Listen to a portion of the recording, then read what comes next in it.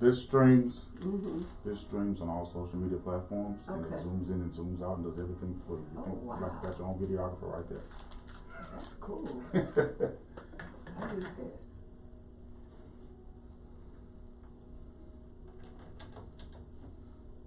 Yeah, so this really is a one-man show. Good morning, Baton Rouge and surrounding areas. Thank you so much for tuning in to What's Going On. My name is Dr. James Gilmore, and you are listening to What's Going On, where we talk about what's going on in our community, across the state, the nation, and the world. Again, thank you so much for tuning in every Tuesday and Thursday morning, 8 a.m. to 9 a.m. right here on WTQT 106.1 FM. We are continuing our discussions with those who are seeking office. For the past couple of months, we've had guests on our show share with us their platforms, and for those guests that were incumbents, they were sharing with us their accomplishments over the past term or two. And so we are continuing that dialogue today and this week, because I want to make sure that the public is informed. I want to make sure that you know who these candidates are and what they stand for and what they hope to do for you and why you should vote for them. And today I have someone that I met during her first term when she was campaigning. Her name is Ms. Chauna Banks. She is running for Metro Council District 2. I am elated to have you in the studio. Good morning. Good morning, Dr. Gilmore. Thank you for having me. You're welcome. Let me make sure you speak again for me. Testing. Testing. Gotcha. All right, got you on. Good morning. Good morning. So, I'd like to start the show off by folks who may not know who you are, which I'm sure everyone knows who you are. But tell folks who may not know who you are a little bit about yourself, where you're from, who your family is, and your work background and things like that. Sure. So, of course, I'm Chauna Banks. I am a 3-generation resident of Scotlandville, the great metropolis. On my maternal side, a lot of people know my mom's side, which are Squares. Okay. And if your last name is Square, everybody that's a Square is related. My father, of course, are the Bankses, and for the most part, they're from Zachary, Louisiana. So I'm the oldest of 4, and it's so awesome to be the oldest, because it seems like I was the 3rd parent and I was the one that was called on. So I think leadership skills really come from you as you are, how you are positioned in your childhood. I've never pursued leadership, but it just became innate. I graduated from Southern University Laboratory School. Okay, Southern went to the University, lab. yeah. Okay. My father was a labster. I graduated in 1956. My mother actually is in the first class of Scotlandville High School. Wow. So the S on my chest, either way it goes. I have been in this position for 2 terms. However, I've worked over 25 years in social services, working with families, women, children. I'm still a career employee with East Baton Rouge Parish School System. Worked as a dean of students, mental health counseling. Currently, I'm a school counselor for children that have long-term suspension at the high school level. Oh, wow. Yeah, I particularly like to work with challenging populations, and because you really see where you may be making a difference. And so I think that's where my skill set is most used. And I just basically transition that as it relates to my community, somewhat taking a case management approach, a very hopeful attitude, need assessment, and just working it from there. So it is as an honor. It's a lot of work, but it's a lot of passion in this position. I am working not only for myself as I get near retirement and age 60 next year, but I have an adult son and daughter-in-law at 31 that I want to continue to be here. I have 2 grandchildren that I want to always stay here. Even though I know it's nice when people travel, I really appreciate that my family is here, and I would like to give them every quality of life asset to encourage them staying in our community. Okay. Well, fantastic. I've learned some things about you that I didn't know about in that introduction. Yes. So let's begin by talking about the past 8 years. You aren't new to that position. You are an 8-year veteran on the Metro Council. What are your thoughts over the past 8 years as it relates to the work that you've been able to accomplish while serving on the City Council over the past 8 years? Well, as you indicated, we met in 2012. Right in Scotlandville. I remember in front of my campaign headquarters. Right. It was a drive-by meeting. Yes. I said, I don't know you, but I like what you're saying. Thank you. So I literally went into this office just really dreamy-eyed, not really knowing anything about what could be accomplished and what couldn't be accomplished by myself. So I would say the first time in running for council, my first agenda item really was the University Place settlement, where there were homeowners that lived in the avenues that were, their whole lives was turned upside down due to wastewater treatment system. This had been a fight over 20 years. And actually it was the first agenda item that I sponsored along with Councilwoman Chauna Banks, because we shared that part of the district. So I went in with showing where with an agenda item that indicated the sacrifices that our community, particularly Scotlandville, had suffered on behalf of their entire city parish. And though as a first-year council member, but always a resident, I didn't really see how much of a sacrifice just this one area had made. But what it empowered me to do is that I am not asking the city, parish, or any government agency for a handout. The things that our community needed, equitable distribution of services, equitable distribution of funding, infrastructure, housing. It wasn't an ask, it was a demand. And I felt justified when you went over the point, not only University Place, but in my research, seeing how Scotlandville particularly had lost 2 middle-class subdivisions, Golden Ridge, and I can't think of that, off of Blunt Road, realizing how the entire community of Alson has been sacrificed, not only due to a Superfund, but a landfill.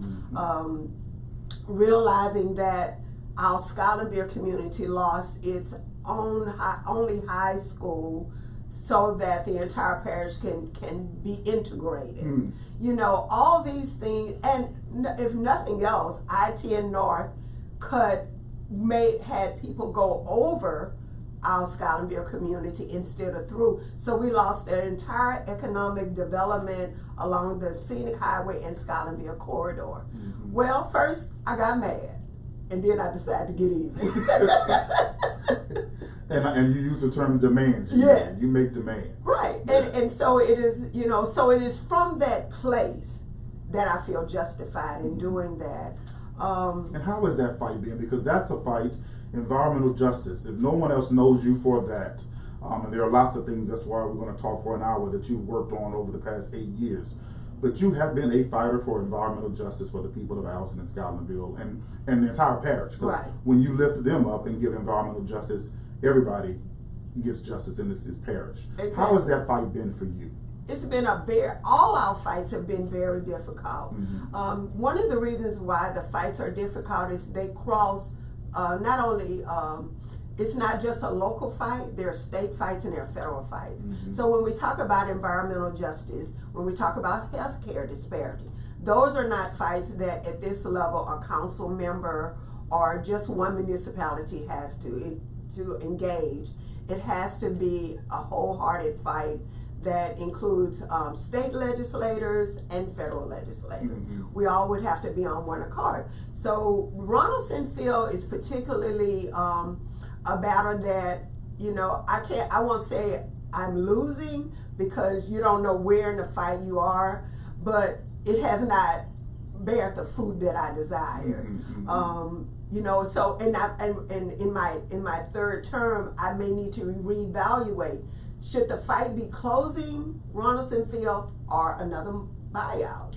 You know, so that would be the next conversation when it comes to healthcare. You know, you were there when we started that fight in 2016 and trying to get additional healthcare in North Baton Rouge. Well, that has doubled. The number of clinics and healthcare has doubled. And let me pause. I'm gonna give credit where credit is due. Sure. And this isn't my first time giving credit. Y'all know I don't have a problem posting that I was there when Councilwoman Banks and Kara Chambers and Dr. Grover and all the North, and we're going to talk about the commission that you created when you all started that fight for healthcare access in North Baton Rouge. And tell the folks about that fight and tell the folks about the fruit that came about as a result of the seeds you all planted with that fight. Sure, and you used the right term, seeds. So we plant seeds, but you don't know if it's going to grow in the same year, the next year, or whatever. But they are all seeds, and once they are planted, we just don't know where the harvest is going to wrap.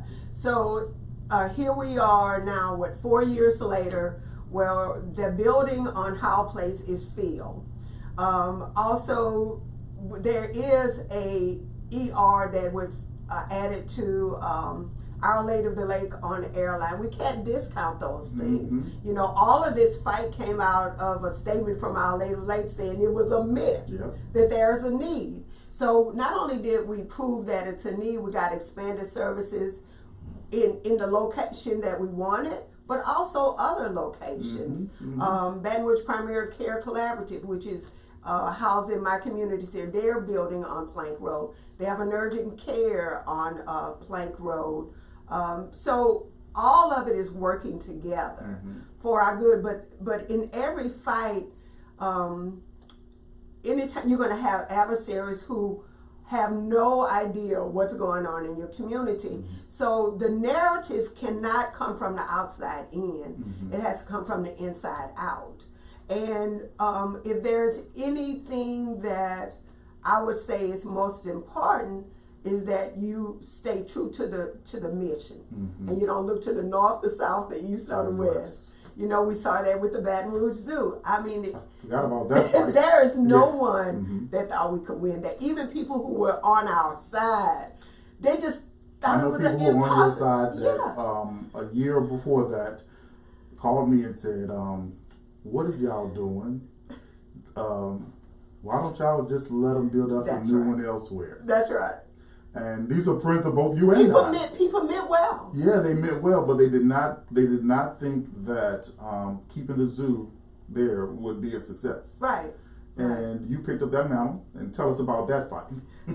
You know, out of all the things that we've accomplished in the northern part of the parish, and James, I have to tell you another thing. If you think about it, in 2016, we and when I say we, I'm talking about people in business, advocacy, politics.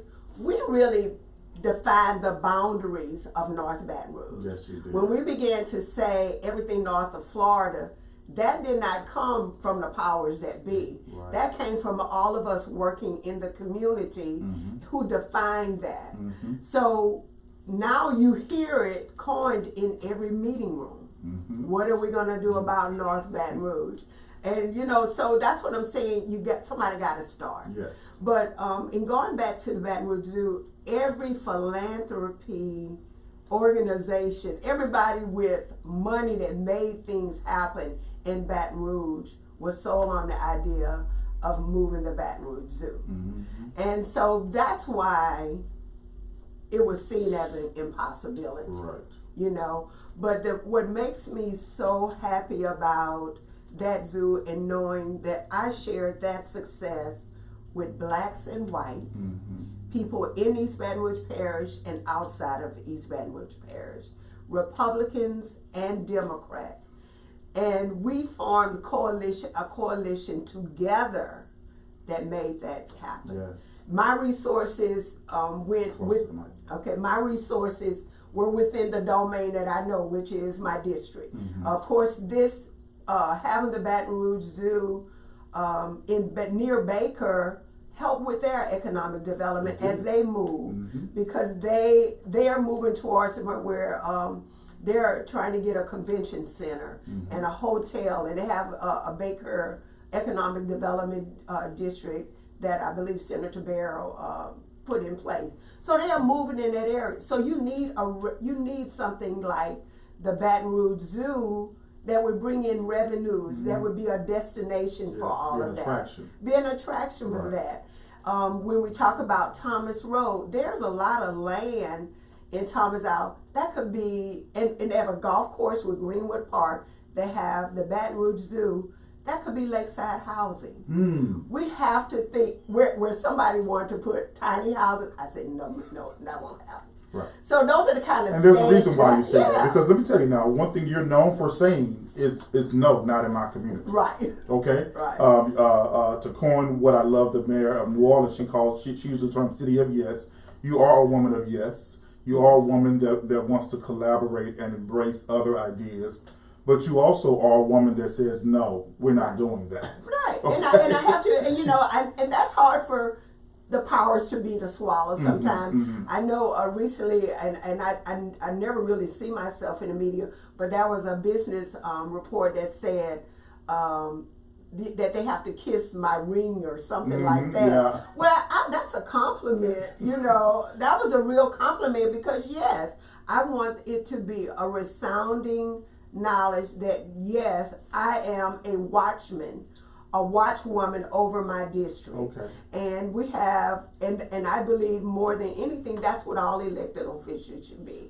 You should be a watchman. You should have a vision for your community, whatever is best, and yes, go through me, because not because I'm on a power trip, but I care about my community, and anything won't do. Right. And again, we are not desperate, you know. And in that situation, why build tiny homes when you know you have people that could use a good, nice single family home, market rate home? Right. So, you know, bring that to your district is what you're saying. And then there's a church that's on Thomas Road that purchased like 64 acres, and that has to do with knowing your community. And some of it is land. What is it when it's water?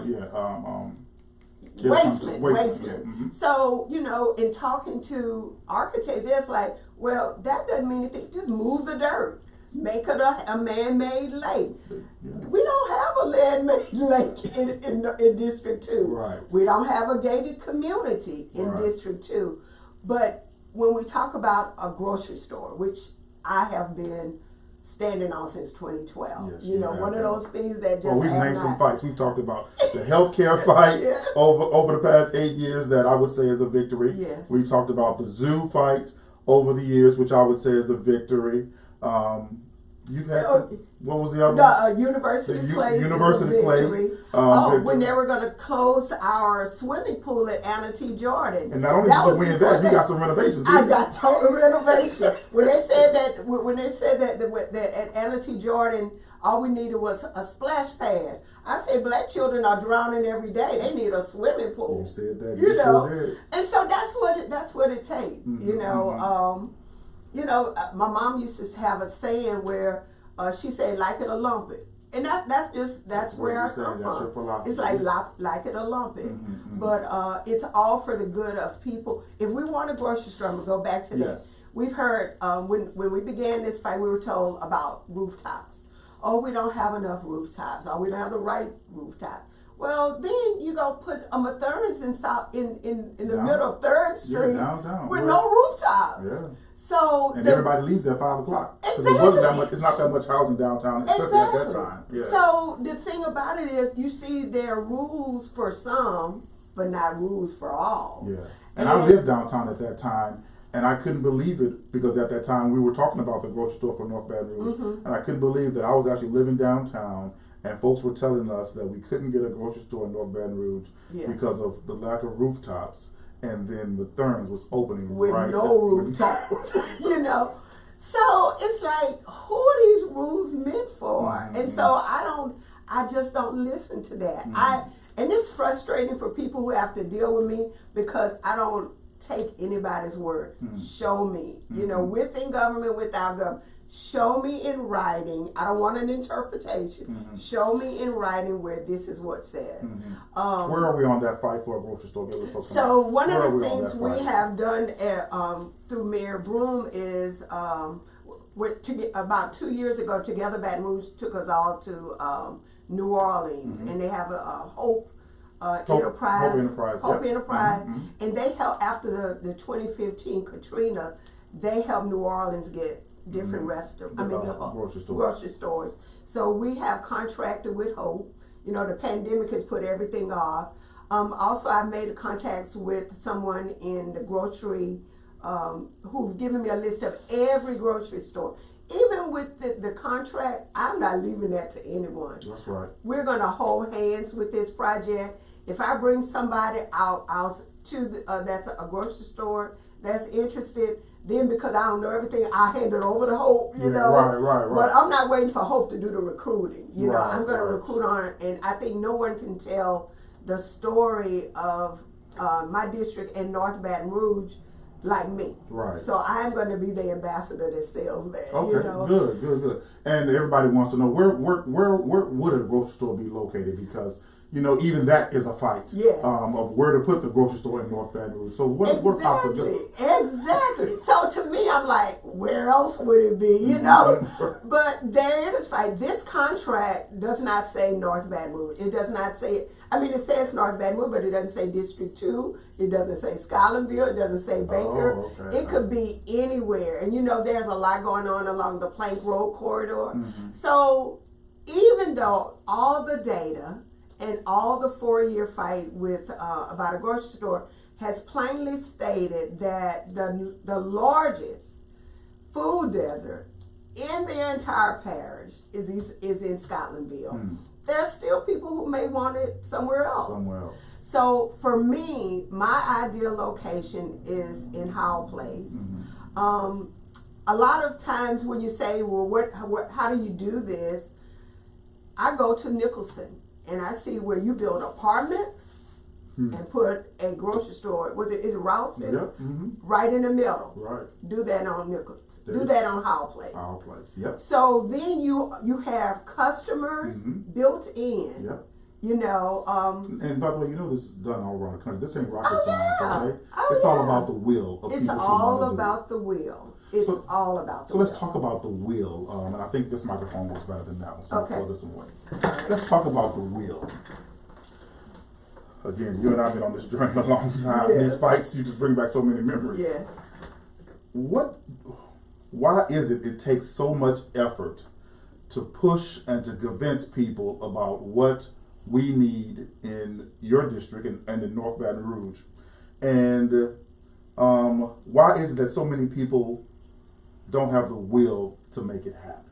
Because what happens is, based on my research, and you and I talked about this, I believe, or you might have said it on my post, I've learned that when people like yourself have to go through so much fight to get things done, and then people are still struggling and trying to get things done, it causes voter apathy. They don't believe in politicians. They don't believe in that government is meant for them. And so when people don't see a good will moving forward on their behalf, they tap out of the system. They really do. Okay, and so what do we do to continue to push the wheel forward, the wheel and the will forward, so that all these fights that you've won and that you've talked about, they aren't so hard and heavy lifted? It shouldn't be rocket science let's all in this parish work to put a grocery store in North Baton Rouge. That shouldn't be a fight of just you, or just the North Baton Rouge Commission or the North Baton Rouge Economic Development. That should be a fight for everybody in this parish, even on Segan Lane. What do we have to do in our parish, in our city, so that people understand that the least among us should be our priority? Well, James, to tell you the truth, we're dealing with individual people. Mm-hmm. So we're dealing with systemic issues.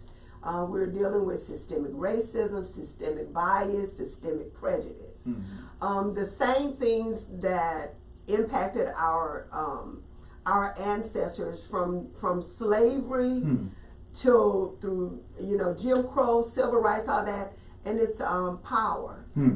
It's power, it's pride, it's greed. All of those things. People and it's innate. It's just the heart of some people. On the council, as you know, the breakdown we have right now is 7 white Republicans and 5 black Democrats. On any given day, we could lose. There's a switch, but by the realness of it is we only need 7 votes. So all other than the fact that they need the 5 Democrats for a quorum, we could go home and they'll still do the do. I'm not even sure they need us for that. Wow. So there's no such thing as playing fair. It's survival of the fittest. And all the things that have plagued African Americans in this country, those things are still very real. And a lot of it, there are comments, we'll go to the Alton Sterling, which is one of those things I'm dealing with. That you have picked up now. So when the comments came regarding Alton Sterling, one of my colleagues did not want the comments read because they were so disparaging. They were so brutal, where you not only made the victim be the bad person, but you attacked the mother of his children, who on that day, what did they do? What did did not talk about the officer. And even if you don't care about Alton Sterling, what happened to Alton Sterling is the causation of Alton Sterling dying and being killed by Alton Salamone. There's a direct correlation to the ambush of the 6 police officers. It is. And there was, and any time there's a family that loses, it's related to hate. And there was an outpouring, justifiable, of the 6 officers' families. They received huge monetary benefits, and all of this is right. They not only from donations, from the goodwill of people, but double indemnity on insurance, and their lifestyle increased as a result, not of due to anything they did, but because of the actions of Blaine Salamone. We're asking no different from Alton Sterling's children. Due to the actions of Blaine Salamone, these children too lost their father, and they too have an extra burden to bear, where their lifestyles need to be better. And they don't have a father there to help them carry their burden. And you never know. They do not have the father there to help carry their burden. If you're a Christian, one thing we always learn when we have family who may be on a difficult path is that we have hope. No one has the right to determine where Alton Sterling went from that day forward as a man alive. Not only that, he had not had an incident with law enforcement for like 5 or 7 years. So all he was doing was trying to make a living. And with regard in a place that he's been known. He's a CD man. He wasn't hiding. Exactly. He wasn't, walking up to cars. Yeah, exactly. And so all these things, but I wanted those comments read because I wanted all America to see the heart of the people in East Baton Rouge. Not all of them, but the ones that are vocal. I wanted people to see what we were dealing with, because those were the spoken and written words, but I have 7 council members that believe those same things. Because did any of those 7 council members denounce? We had not one. And one actually said, I've heard the comments. One of my colleagues said, I heard the comments and I agree, and then voted. So you believed all those prejudice, bias, and racist statements Right. about this man. And that is your vote. I wanted people to see that. And that's what, and this is a question I've asked all the city council candidates that have come on the show.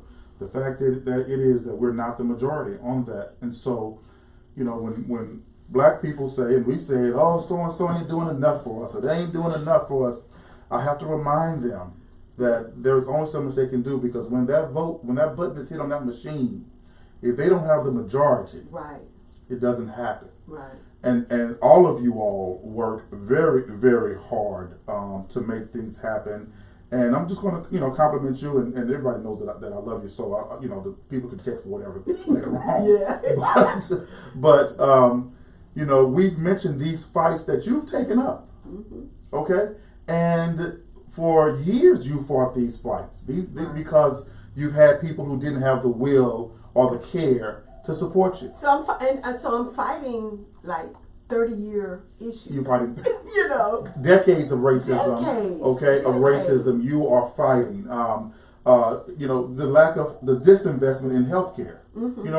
I remember when Jindal shut down Eric Long. Yes. And then all of a sudden just the healthcare just started to dwindle after that. That's in right. North Baton Rouge. That's exactly right. And you stood up. And tell us about this commission, because this commission that you started, the Blue Ribbon Commission, Yes. Tell us about that, because those members, I must say, again, a lot of folks are always saying they got a lot of commissions and studies that happen, and a lot of the commissions and studies don't do much, but I can say that this Blue Ribbon Commission is one that has been on the ground working for 8 years, or however long they've been in existence, at incrementally making things happen in North Baton Rouge. So tell the folks about your Blue Ribbon Commission. So the North Baton Rouge Blue Ribbon Commission, again, came about in 2016. Our first meeting was February 2016 at Howell Place. It was like unplanned. We only went, the only reason I commissioned the Blue Ribbon was all about an ER in North Baton Rouge. Okay, so it initially started just to focus on the ER. That was all. Right, that was okay. all. So we had a town hall meeting, but we wanted to engage several topics. So we had Breck there, we had Together Baton Rouge, we had council members, just different, all the issues that were crises in our area. Had no idea we would end up taking on each one of those initiatives separately.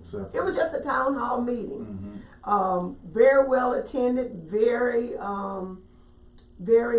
integrated with blacks and whites. I met people who I never would have thought had an interest. And they became, to this day, long friends of mine. But the Blue Ribbon Commission, the rules what we found out is we tried to follow the playbook that Baton Rouge Health District used. Yes. So Baton Rouge Health District, they use data. So we went and we got and we recruited PhDs from Southern. That's all they do is policy, research. They know how to break the numbers down, crunch, show the need. We followed the playbook. There were people that saying we didn't need healthcare in Baton Rouge. So we get Dr. Grover there and Dr. Reba Hines and Dr. Plummer. We get all of it. Dr. Cherie, I can't think of some. But we get all these PhDs, and then they put them against people like me who don't know anything about it. They put me and Gary and Cleve and Eugene and all of us, and then we had, and other people, they're changed out. So we have Sateria Tate, who's a guru on these things. Myra Richardson brought the youth. Byron Washington knew how to bring community together. So we are all just constantly working, and we're following the playbook. But the playbook doesn't work for us. So when we prepare the same data by these experts, then the powers that be say they aren't healthcare experts. They don't know anything. Where we on the council, I'm approving $10,000, $15,000, $20,000 for studies. But then when I ask for $10,000 to study, I can't get it. So the rules aren't working for us. We're like, what else? So then we hear that people meet with the legislature. We funded a breakfast. Mm-hmm. We met with the entire Baton Rouge I was in the governor's office when y'all met with the governor. Yes, we met. Staff, yeah. We anything that we followed the playbook. Well, we found out it didn't work for us. Mm-hmm. And so, you know, that part was very disheartening for me. I mean, it was really hurtful. You know, I was just disappointed. And, you know, it took a minute. You know, it took a minute. And so, so what has happened psychologically is I don't have the same expectations. I just do the do, you know, and whosoever will, let him come. You know, I don't have those expectations. But the anymore. commission has had successes, though. We're constantly, tough. They've actually gone from being a commission to an actual 501c3 Oh, okay. Congratulations nonprofit. on that. That was under so we transitioned. I think Gary was the first president. Okay, gotcha. And the second was Soteria. So Okay. so we had the activism under Gary administration. We did the business under Soteria. Now Byron Washington is the president.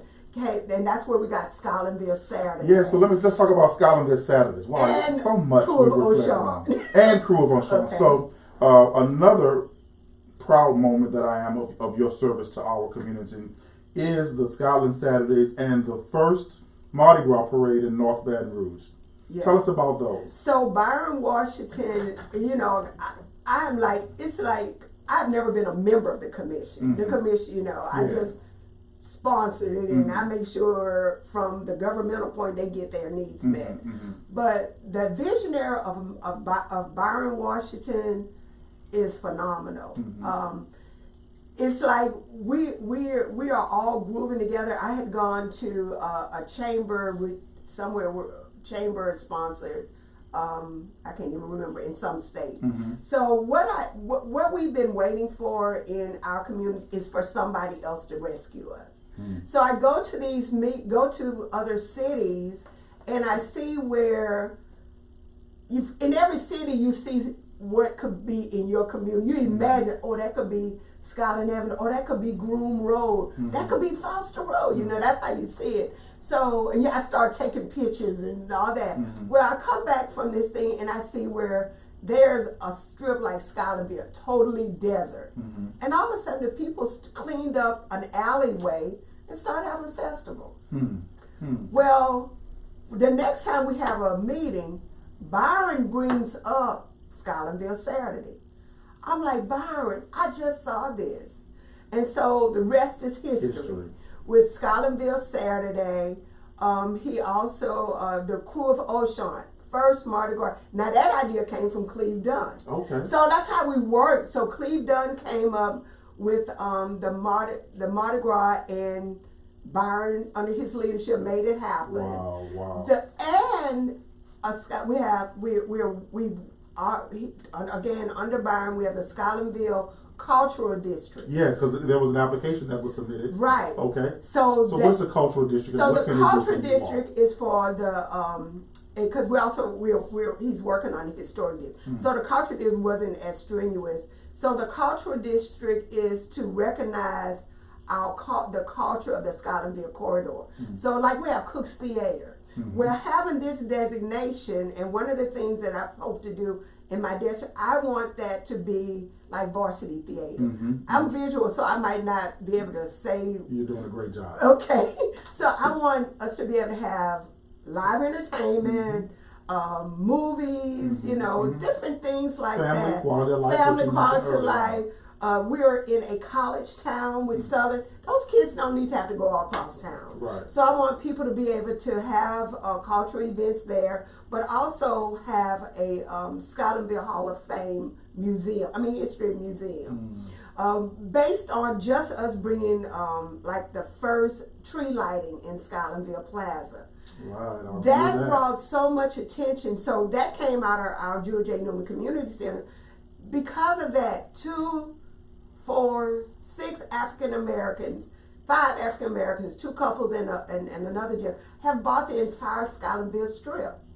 From Swan to Sora Street, just bringing attention, just having people out there. Wow. And they're working on mixed housing, incubator.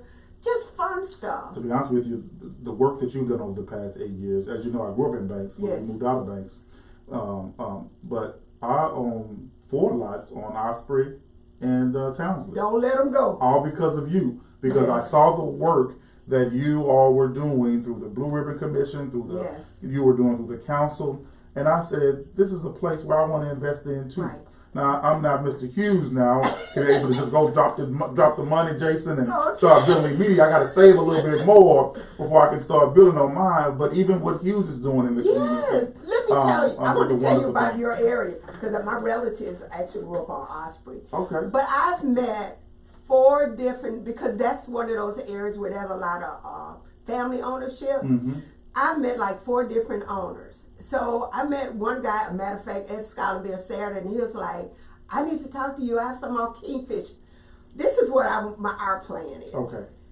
All the owners that own Osprey, Townsley, off Scenic Highway between Kingfish, we're going to get together. Okay.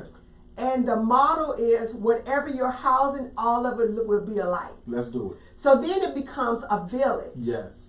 And that idea, again, like you said, these things are happening all And maybe over that's the why world. God told me don't build, just wait. Just wait. Just wait. I cleared the lots. I have and said, I'm another. gonna I have wait. another guy. A matter of fact, he just.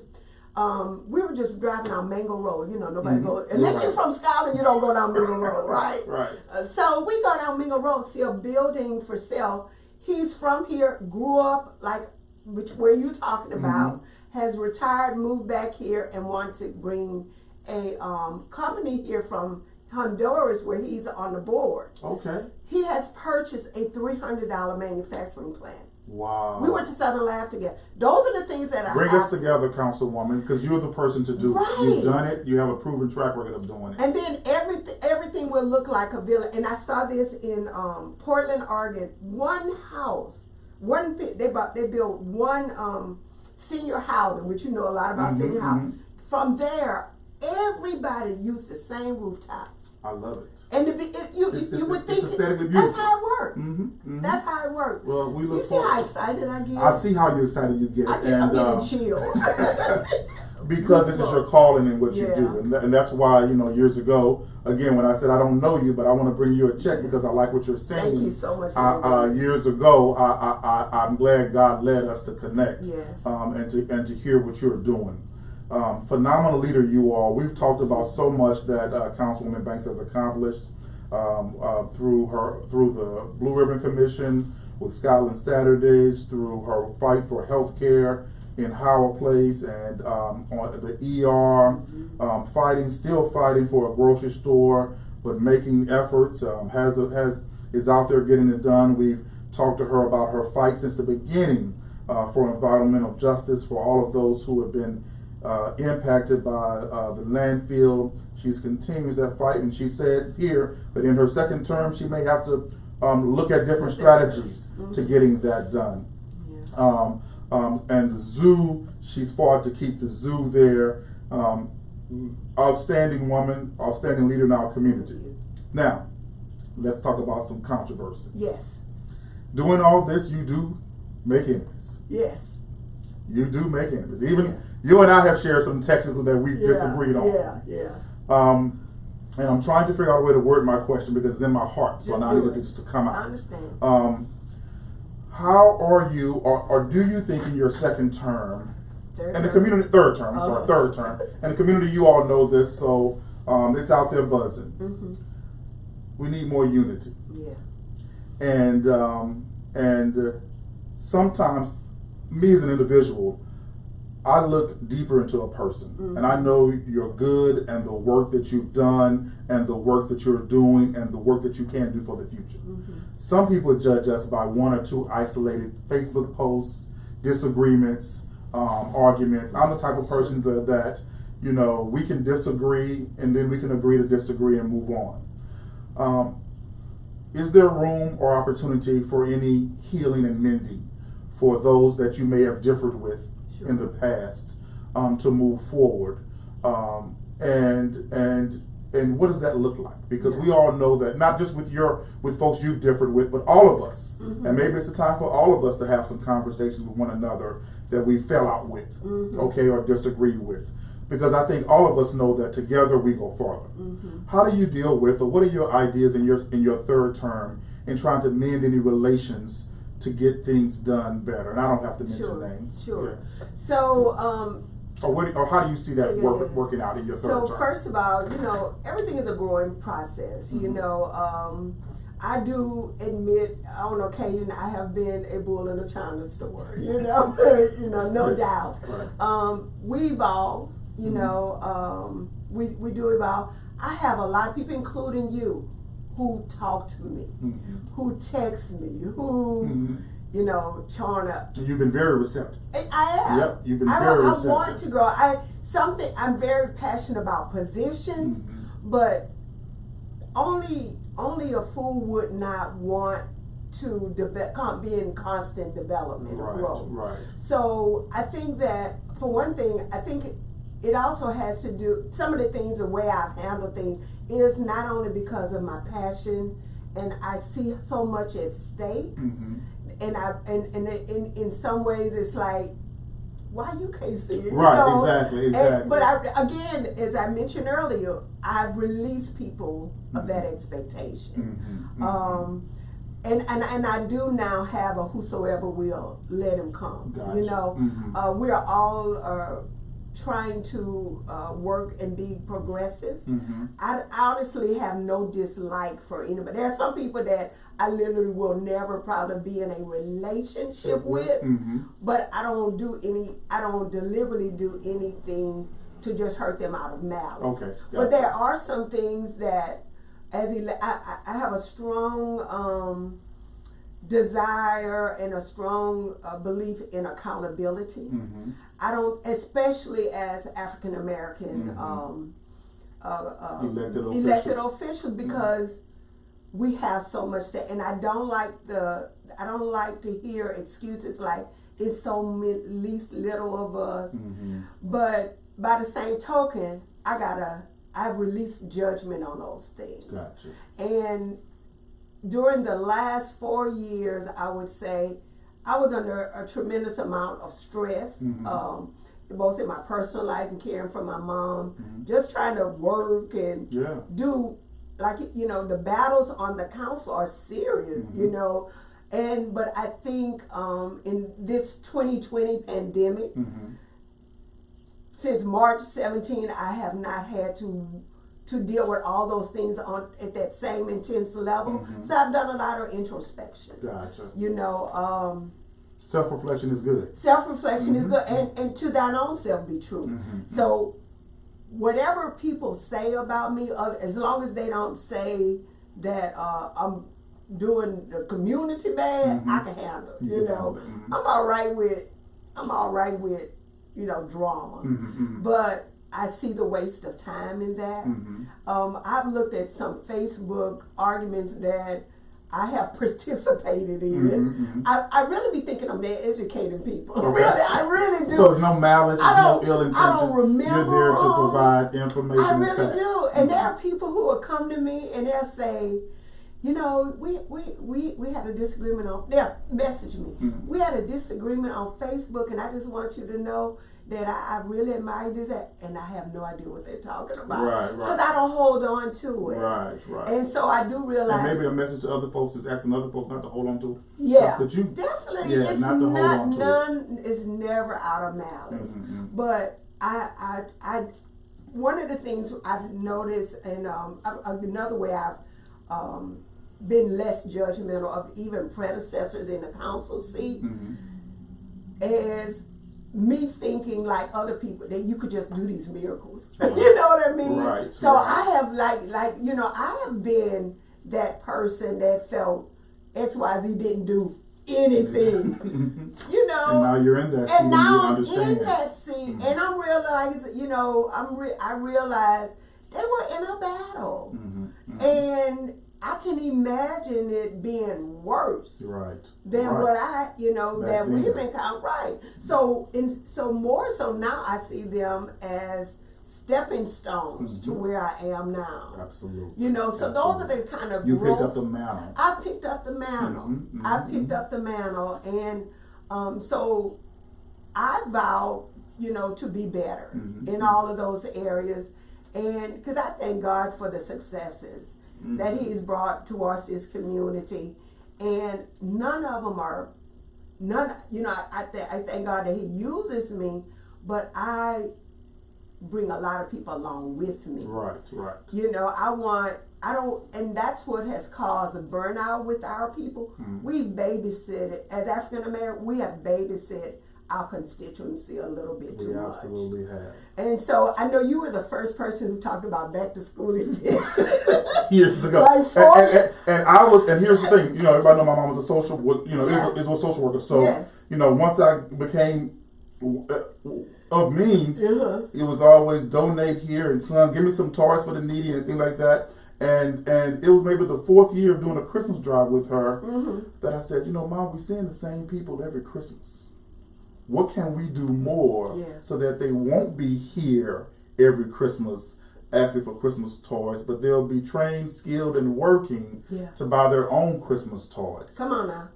And that's what happened with the school drives. Every year, all of my favorite politicians, and y'all know y'all, I send them a check for school supplies and school supplies. And about the 6th year, I said, wow. Right. We can do phenomenal school drives, but do we realize how we can prevent doing these school drives is put some jobs in the community. Exactly. Put some healthcare in the community. Put a grocery store in the community for folks to go to work. Okay. Leave the zoo in the community so we can have jobs in the community. That's right. And that'll be fewer people that need to come to us for pen and paper. That's right. For school drives. That's exactly right. So I'm on and I do think it's working because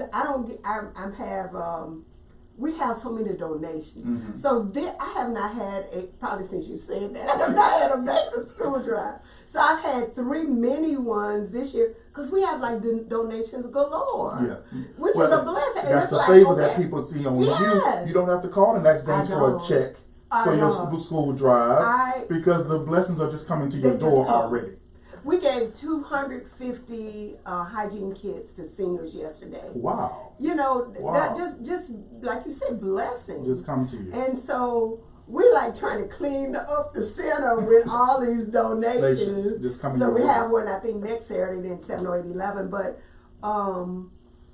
you were very right on it. You're right on it. Now I do understand, and I get in trouble with this when we talk about Habitat for Humanity. And my friends will say, Chauna, people love Habitat. I said, I love it. I've been to the ribbon cut. I'm not saying they don't have to play. I'm saying if we're going to have a grocery store, we got to have multiple levels. Right. Not just because Habitat for Humanity would take all the adjudicated property, Right, exactly. And it's nothing bad. And you want to attract market rate people. You want to attract. You want to have a diverse community. That's all it is. I want diverse housing and diverse opportunities to shop, to eat. You know what I mean? You want it all, and because you know what? That's what other communities have. That's what they have. And so and so when you've been there to say no, not in my community, and I'm saying this on her behalf. Know that no means like she said, she's the watchman of her community. Yes. And it's not that what you have or what you're doing is bad, is that she sees opportunity for better. We just want diversity. Exactly. Now, one thing, and you can go on and on because again, we've done work together. We got 8 minutes. Okay. Flood recovery. Yeah. You were there for your community. Oh yeah. So I want to applaud you. I want to applaud you for being there for your community through that flood. Yeah. Standing 10 toes down for them. Right. Another area of your successes that you've had over the past 8 years. So, in closing, we've talked about everything that you've accomplished over the past 8 years, and I can't say accomplished. Yes. In closing remarks, what do you want to say to the listening audience here on this show and on Facebook Live about Councilwoman Chauna Banks and her desire to be reelected a 3rd term? What do you have to say in closing remarks? So in closing remarks, I would like to ask all the District 2 constituents to please vote for me anytime between now with absentee voting to November 3rd. The reason why is, as I hope you all see, not only am I a fighter and passionate about my community, but there are projects that are on the table and that are coming to the table that, and this isn't a prideful statement, are directly connected to my leadership. Mm-hmm. One of the things that I find is whether people, money rules everything. Mm-hmm. And if people feel it's not even about like or dislike, if they feel that you're going to do the right thing as it relates to their projects going forward, that you're going to give them the support, they're coming. Mm-hmm. And so when there are people who are making investments, like you said, Jason Hughes and all, that I work with hand in hand, Tevin Wade, Mm-hmm. Bradley Brown, Stephanie and Louis Ali. I have constituents who moved here from New York just based on what they saw. Mm-hmm. And the relationship that I have with Mayor Waite Mm-hmm. in getting the CATS transportation hub. Mm-hmm. All that's something we talked about in 2013. Right. Additional housing that he's working with Brian LaFleur Mm-hmm. to bring to the community. Not having a subdivision for 40 years and actually talking to developers Mm-hmm. on getting, those are relationships that a novice cannot walk in. Right. So I would like to be able to continue to serve for the next 4 years to get these things into play. Mm-hmm. You know, it's so many, we've talked a lot about the past, but I received, working with Scotlandville CDC, a $25,000 grant to do the Scotlandville Plaza over. Okay. We have another $25,000 grant from Baton Rouge General to make a heart trail, 2 heart trails around the Georgia A. Newman Community Center. We're working with the Arts Council to do a walk to remember for the over I-10 that connects the Georgia A. Newman Community Center to Scotlandville. Wow. We're working on economic development in Baker. I'm working on trying to get Foster and Hooper Road to have mixed housing development. So it's projects that, and one of the things you know, James, is that we can't tell it all because somebody'll stop it. Right. So we gotta wait till the ink dries. Because the opposition is The always opposition out is still there. And I would like us not to be our opposition. Woo, what a crazy I would like remark. us not to be our own hindrance because we are not paying attention to the leadership. We're listening to the naysayers. And like I said, I often don't even live in our community. So I am asking for your vote. My number is 99. And I'm Chauna Banks, of course. I have And how can they reach you? Or reach your they Facebook page or whatever? I have 3 Facebook. My personal one is Chauna Banks. My council, Chauna Banks, I want y'all to know that it's not run by the city. And then I have Vote for Chauna. Okay. So please reach out to me and thank you for this opportunity. Absolutely. I appreciate it so much. Thank you so much, Councilwoman, for joining me on this show. It has been a great show, like you said, down memory lane of all the fights and battles that you've won, as well as you've enlightened us on what you plan on doing and what you have in the works for your district, District 2. So District 2, don't forget to get out and vote on November 3rd. And again, early voting is starting on Thursday or Friday of this week. So go ahead and get out and vote. Again, thank you everyone for tuning in to What's Going On. My name is Dr. James Gilmore. I'm here every Tuesday and Thursday morning, 8 a.m. to 9 a.m. right here on 106.1 FM WTQT. Have a fantastic rest of your day. Thank you. That was awesome. That was awesome. Yeah. So what do people ask questions or what? Huh? That's my neighbor over